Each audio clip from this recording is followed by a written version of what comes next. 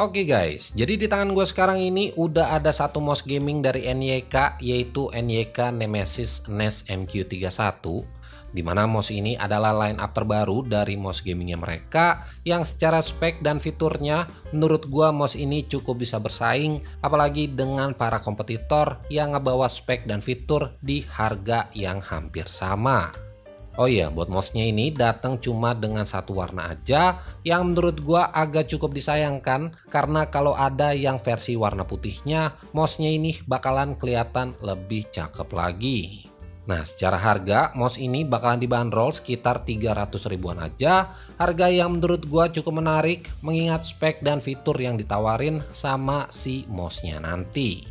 Nah, tapi sebelum gue bahas lebih jauh lagi soal si NYK Nemesis NES-nya tadi, di sini buat kelengkapannya sendiri, yang pertama udah pasti kalian bakalan dapetin satu unit mouse gamingnya, terus ada satu kabel paracord yang build-nya ini menurut gue udah cukup bagus, terus ada cadangan MOSFET-nya, dan yang terakhir di sini kalian bakalan dapetin satu kertas petunjuk manualnya juga.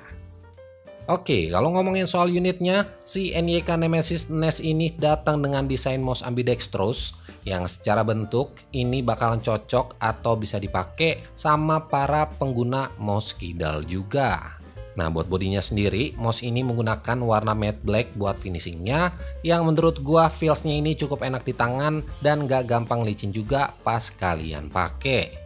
Ya, walaupun emang finishing kayak begini bisa kasih grip yang lebih enak, tapi minusnya mouse-nya ini bakalan cepet kelihatan kotor, apalagi kalau tangan kalian itu gampang banget keringetan.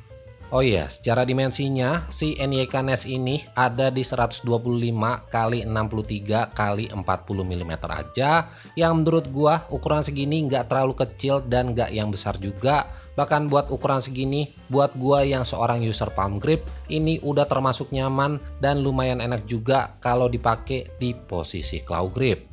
Nah, buat beratnya sendiri, si NYK NES ini cuman ada di sekitar 63 graman aja, dimana buat gua yang seorang gamer kasual, bobot segini udah tergolong ringan dan cukup enak juga buat dipakai main game-game kompetitif dengan durasi waktu yang lumayan lama.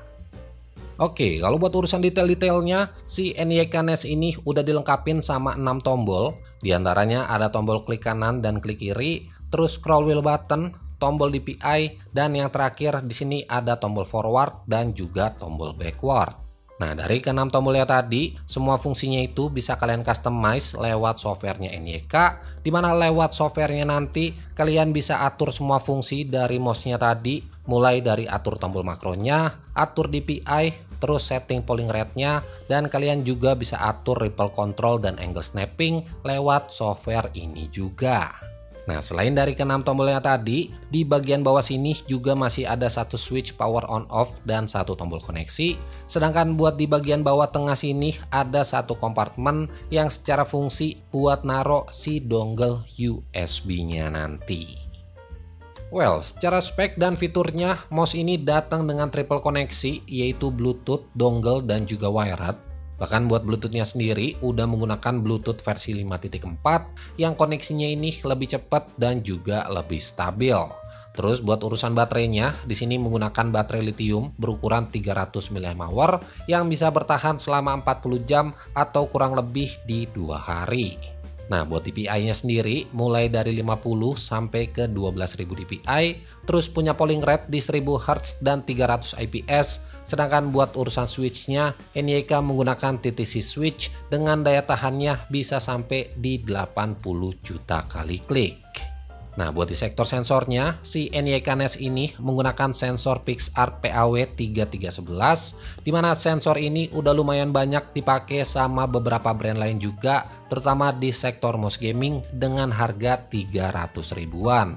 Yang menurut gua penggunaan sensor ini di NYK NES cukup bisa gua apresiasi, karena emang selama ini yang gua tahu NYK itu cuma ngeluarin mouse gaming dengan harga 100 ribuan, tapi kali ini mereka berani keluar dari zona nyamannya dan mau berkompetitif dengan brand lain, khususnya buat mouse gaming di ranah 300 ribuan. Dan sepengalaman gua pakai mouse ini di beberapa hari terakhir, bisa gua akuin mouse ini udah tergolong nyaman dan lumayan enak buat dipakai main game yang kompetitif.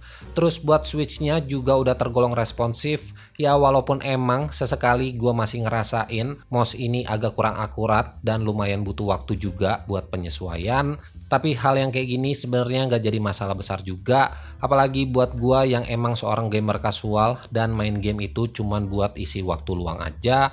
Mouse NYK Nemesis NES ini menurut gua udah cukup oke buat urusan performanya.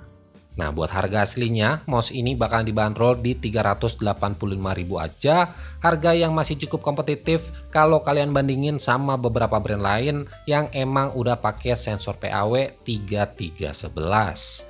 Nah, jadi buat kalian yang emang tertarik sama mouse gaming yang satu ini, seperti biasa, semua link produk officialnya NYK udah gue sertain di kolom deskripsi di bawah. Well, mungkin segitu aja video singkat gua buat hari ini. Jadi like aja kalau kalian suka sama videonya dan share juga ke teman-teman kalian kalau video ini bermanfaat. So, gua Andri dari Good Stuff ID pamit. Sampai ketemu di video-video selanjutnya.